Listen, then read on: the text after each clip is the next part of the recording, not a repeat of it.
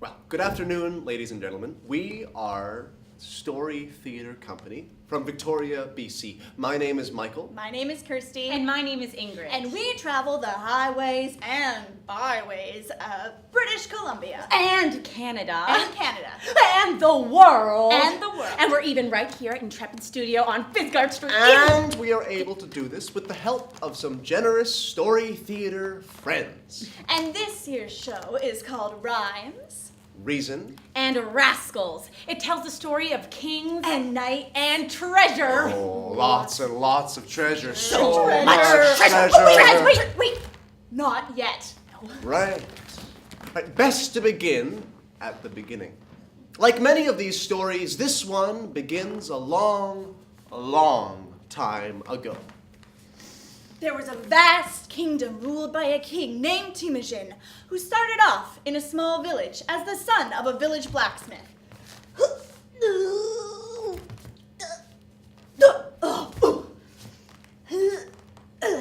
But, it wasn't long before Temujin realized that he was destined to be more than just a blacksmith apprentice.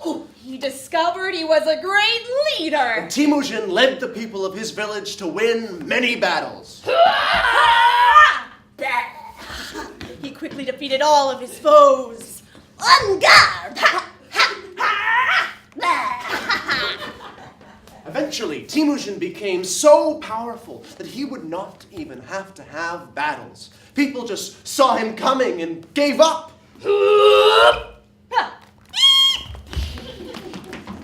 Soon, there were no more lands to conquer.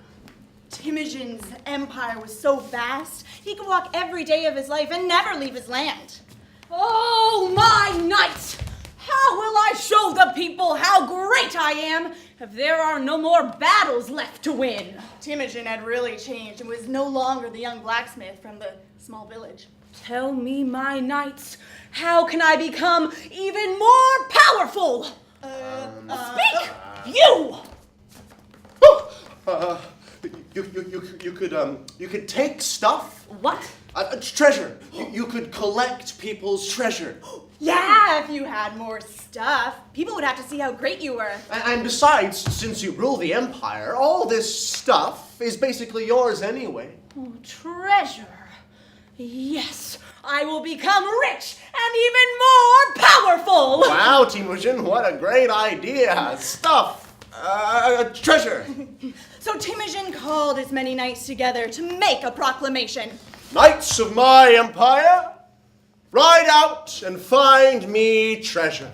Bring it all back to me. I wish to be truly, amazingly wealthy. So bring you some Not treasure. some, a lot. What people can spare? No, all of it. Temujin had really changed. Yep. So off they rode. Off they rode. See what we mean? And because his empire was so huge, it took years for the knights to return. And eventually they did come back with silks and spices from the far east of your empire. Excellent. Bring me more. They brought him artwork and clothes from the far west of your empire. Oh, that's a good start. Oh, they brought him rare animals and fine jewelry from the south of his empire. Put it over there with the rest of it. And soon it did not even matter what was brought to him. Gold and furs from the far north of your empire. Whatever. Because it was just more stuff. Treasure. Soon, Temujin had so much treasure that it stopped seeming all that valuable to him and was, well, just more stuff. And worst of all, people no longer thought that he was such a great leader. Sure, he ruled a vast empire. Sure, he won a lot of battles. And maybe he had a lot of stuff. But his people didn't like him. No, they kind of feared him and were scared of him with all of his fighting and taking of things. They stopped calling him by his small town name of Temujin and started calling him by his title because it sounded mean and scary. Oh no, he's coming. Ooh. Who's coming? Ah! Who did you say was coming? Genghis Khan! And Genghis Khan had a vast empire, and the very unhappy. And the people of his empire were unhappy. And it was an unhappy time. Because he was unhappy, Temujin set out his knights to find more treasure. More? More! But there was a new kind of knight in the land. Knights that grew up after all the battles were finished and the treasure was piling up. Knights who found a new way to be a knight. They went to school, they'd learned. One, Harley, who traveled far into Russia to the universities that were famous there. One, Bree, had went to the Middle East to learn about the famous leaders of history. And one, Pan, who traveled to the ancient kingdom of Greece, which was famous for its great teachers and philosophers. But meanwhile, at the center of his empire, Genghis Khan grew ever more unhappy. And his people became unhappy when he heard them muttering in their unhappiness. Oh, and hearing this muttering, Genghis became nervous and afraid and not at all as great as he wished he was. Hey, you! And it was at this time that Pan returned from Greece, excited by what he had learned there. Everywhere there was muttering. Oh, my knight, you have returned! Now listen, the people speak about me. They say awful things. What am I to do? I'm sorry, my king, but you sent us out to find things of value, treasures for you, so that is all I have to offer you. Fine. Once treasures brought me happiness, maybe yours will cheer me up. Oh, I'm sure it will. It's a great work of art, a poem by an amazing teacher, a poet named Socrates. Would you like to hear it? Oh, a poem? I do like works of art. Is this Socrates really famous? Oh, yes, almost as famous as you. Almost. Very well. You may tell me this poem. It is called The Triple Test of Gossip.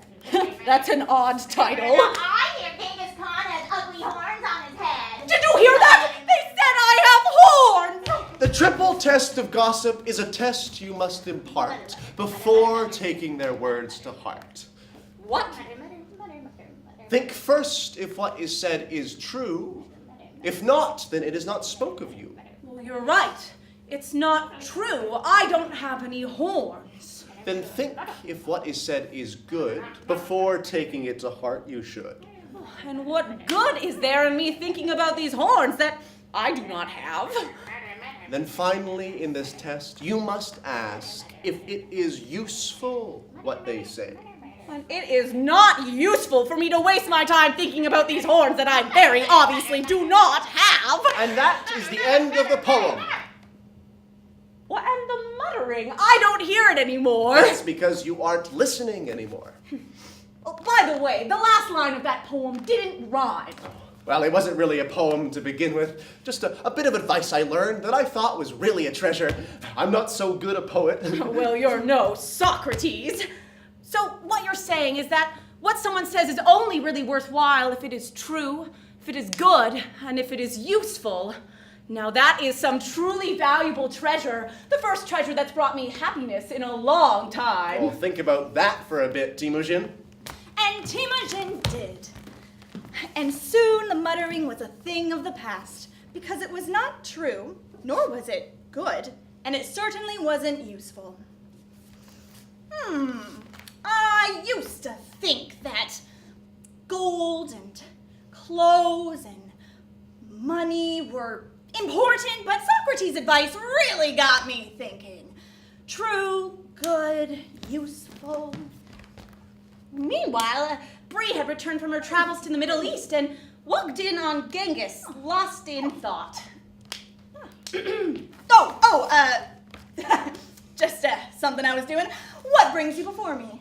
Oh, well, I've done as you've asked. I've traveled to the far reaches of your kingdom and returned with treasure. Oh, well, wonderful, but I don't think I need any more furs or money. Oh, good, I didn't bring any of those. I see. Well, I brought something to maybe change the way you think about the value of things. What good timing. See, once upon a time there was this famous king, almost as famous as you. Really? Oh, and his name was Solomon, and in his kingdom he had one of the greatest bakers ever. This baker could bake pies and cakes and cookies. But you knew this baker was good because even the bread was irresistible and so popular that people came from miles around to the bakery. The smell of the bread brought the townfolk out in droves. The bread practically flew off the shelves. Ooh, bread! White bread, brown bread, whole wheat and bran, chocolate croissants, fresh out the pan. White bread, brown bread, whole wheat bran, chocolate croissants, fresh out the pan. And then one day, something strange happened. White bread, brown bread, whole wheat bran, chocolate croissants, Smells fresh out the pan. delicious! White bread, brown bread. Oh, none for me, thank you, but smells great. Good day. Good day. But she didn't even pay. Wait just 1 second. Stop, thief, you sniffer of my bread. Ooh.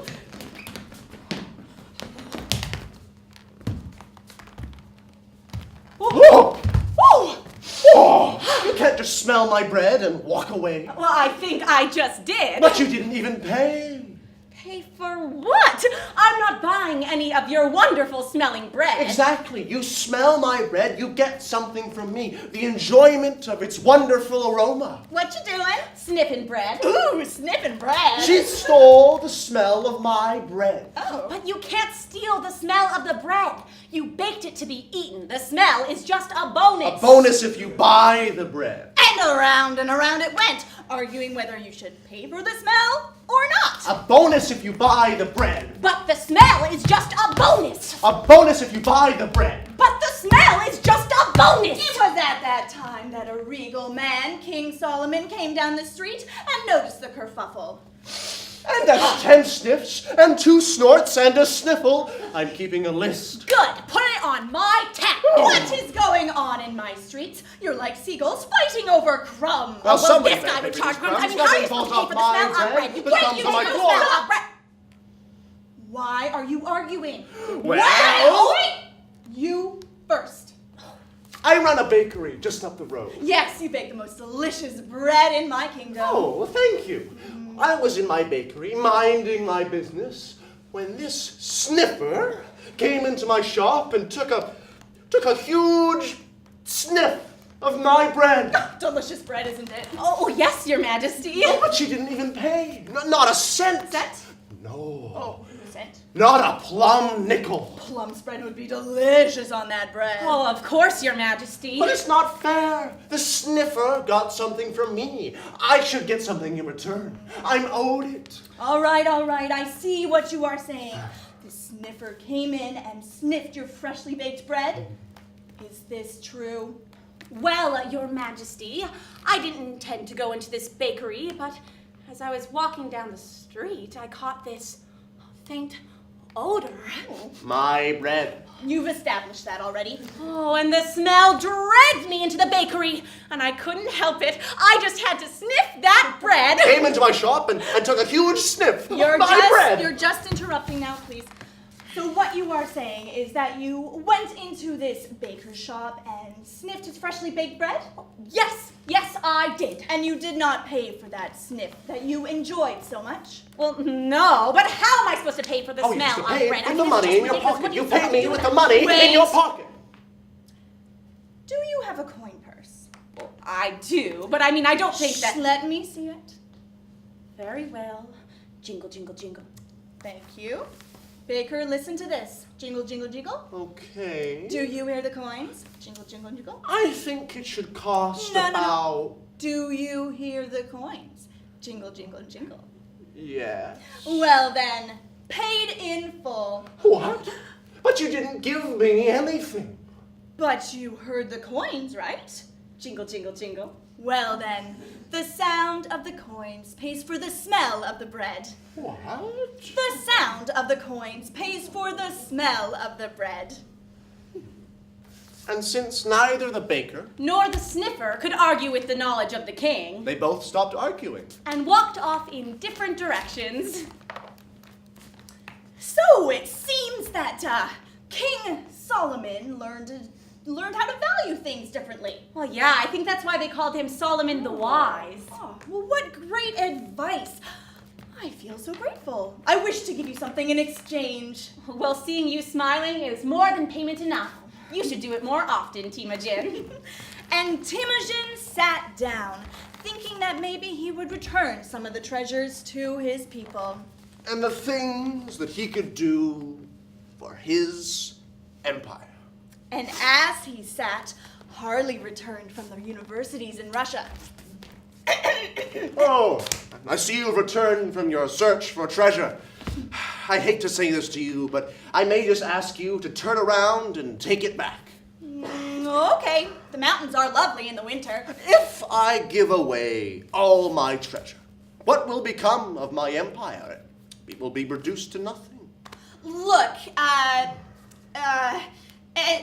don't get mad, but, Oh, I don't really get mad anymore these days. well, how about I share with you what treasure I found before I leave? It was a long walk after all.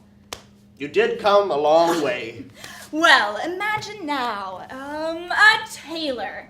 He lives in a small village and he is happy. He makes fine clothes and has a lovely family and a lovely daughter. And his daughter grows up and they live a happy life in the small village. Ooh, till one day their happiness is made even greater by the birth of a child, a granddaughter for the tailor. And the tailor is so happy to be a grandfather that he sets to work on his greatest creation. A beautiful blanket made of satin and chintz for his new granddaughter. When the baby grew into a toddler, and she took the blanket with her everywhere. Oh, I'm going to get you. Oh. Until the blanket was too dirty for the granddaughter to play with it. So the mother took the blanket, and she gave it back to the grandfather. Who washed it and set to work on his new greatest creation.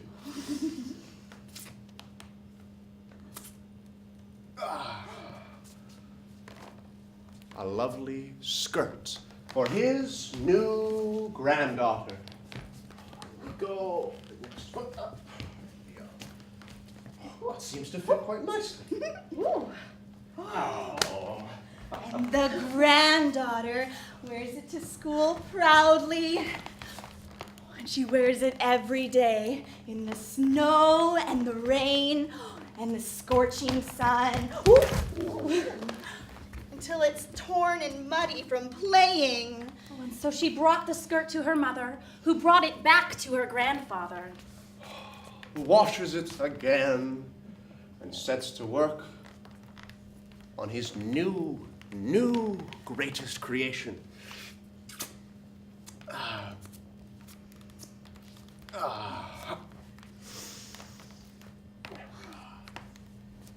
A beautiful shawl for the young lady his granddaughter was becoming. And the granddaughter wears it throughout the town, to choir, to dances, and on cold evenings with friends.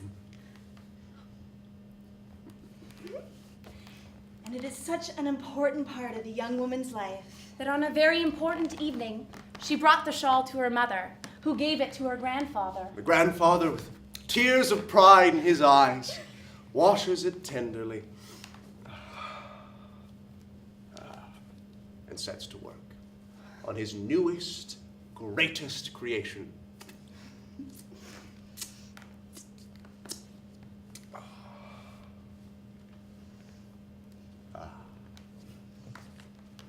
A veil for his granddaughter's wedding the next day. And the granddaughter walks down the aisle, wearing the beautiful veil, and everyone in the village watches and cries. Wearing clothes you should know the grandfather himself has made. And after the wedding, the granddaughter Takes the veil and brings it to her mother, who folds it carefully and places it in a box of special memories kept near the mantel. and time passes and everyone is happy. And soon, the grandfather learns that he is about to become a great-grandfather. And though he is very old, he is very excited. And the granddaughter rushes to the mantel to get out the veil to give to her soon-to-be great-grandfather for her coming child. But as they open the box to find what is left of the veil, After the years and the dust, And the moths have done their work. there are only a few gray strings, and the granddaughter begins to cry. And the grandfather sighs, picks up the strings, and says, there is nothing left, and I am much too old to start from scratch. Even I cannot make something from nothing. but the mother comforts them both and whispers that this is not so.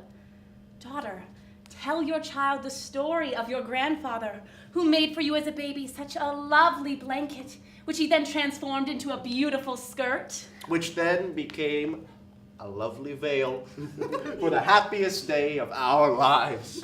Tell your child this story of your grandfather, and together you will have created something that you can give to your child.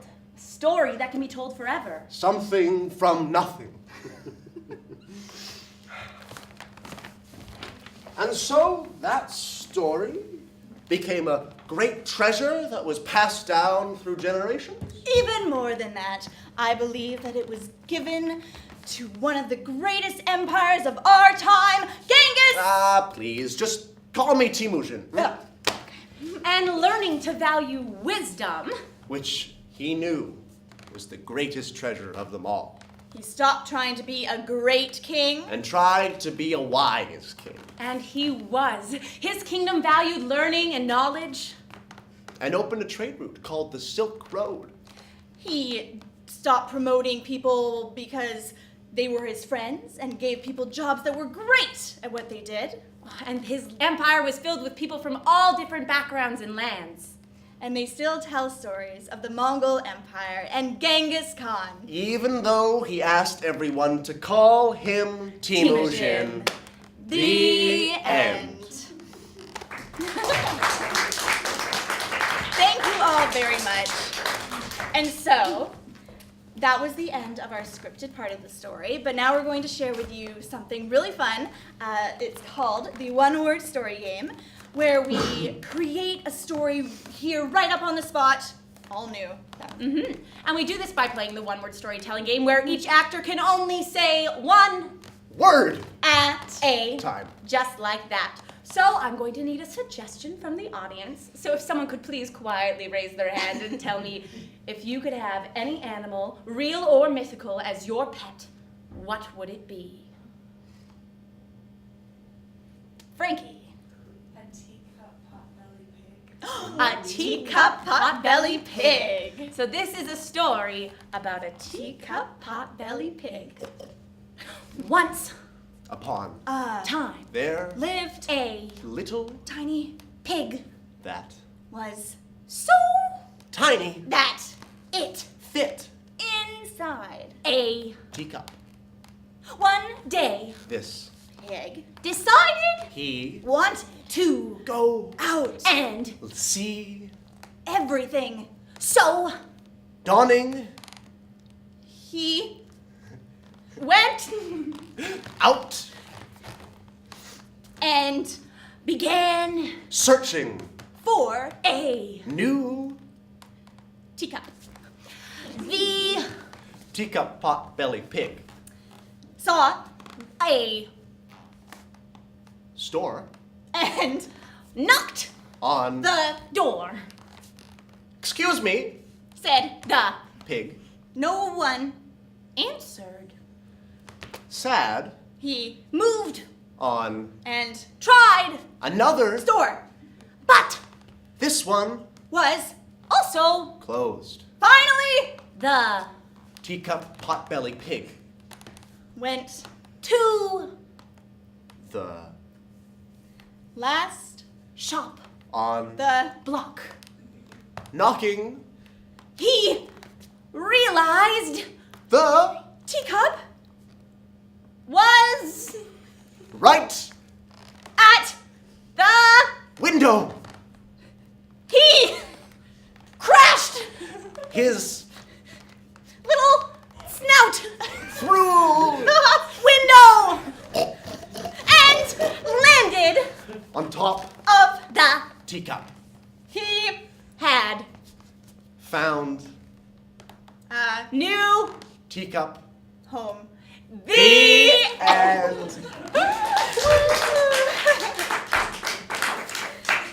So that was the one-word telling story, and as you can see, we all have a lot of fun trying to get our three brains to work as one. And sometimes it works out really well, and sometimes it doesn't. That one was pretty good, though, I think. I think so too. And so now it's time for our nursery rhyme review, where we take a nursery rhyme and we kind of play with it and do a couple of different fun Yeah. things with it. And this year, our nursery rhyme is Little Miss Muffet. Little Miss Muffet sat on her tuffet, eating her curds and whey. Along came a spider and sat down beside her and frightened Miss Muffet away. So now we're going to take that same nursery rhyme that most of you probably know, and we're going to tell it again, but this time also using American Sign Language. Little Miss Muffet sat on her tuffet, eating her curds and whey.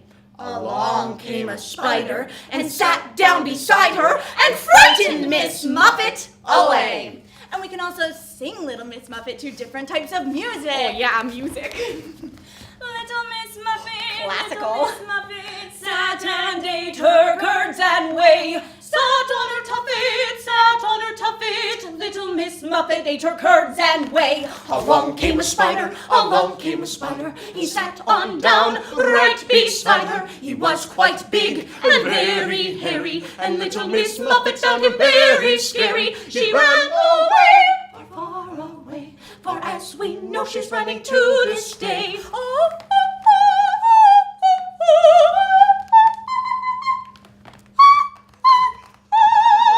Yeah.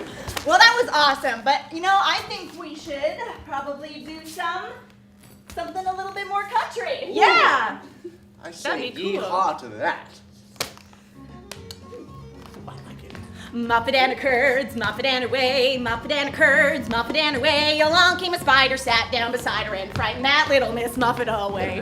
Muffet and her curds, Muffet and her whey, Muffet and her curds, Muffet and her whey. Along came a spider, sat down beside her and frightened that little Miss Muffet away. Muffet and her curds, Muffet and her whey, Muffet and her curds, Muffet and her whey. Along came a spider, sat down beside her and frightened that little Miss Muffet away. Muffet and curds. Muffet and away, Muffet and her curds, and a Muffet and away. Along came a spider and sat down beside her and frightened that little Miss Muffet away. Yeah! Oh, get the hang of this, girls! Oh, wait! Oh, let me over here. Yeehaw!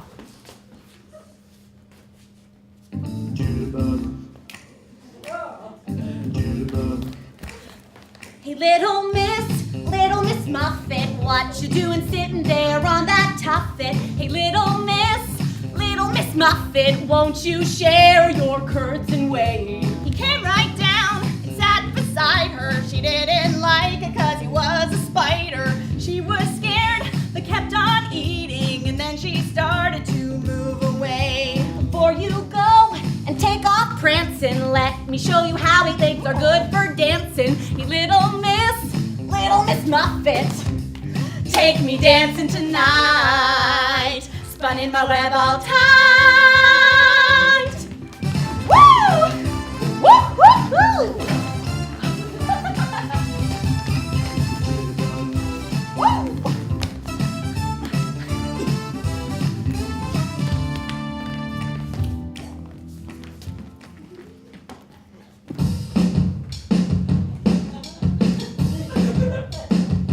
I eat my curds and whey. I eat them every day. Don't care what people say. I eat my curds and whey. But I keep eating. It's my favorite treat. And it's like I've got this craving in my mind. Gotta eat it all the time. But the spider's gonna crawl, crawl, crawl, crawl, crawl, expecting me to ball, ball, ball, ball, ball. But I'm not scared at all, all. Got my curds and whey, hey, hey. Spider's gonna crawl, crawl, crawl, crawl, crawl, expecting me to ball, ball, ball, ball, ball. But I'm not scared at all, all. Got my curds and whey, hey, hey. Curds Hey, hey, hey, come sail away.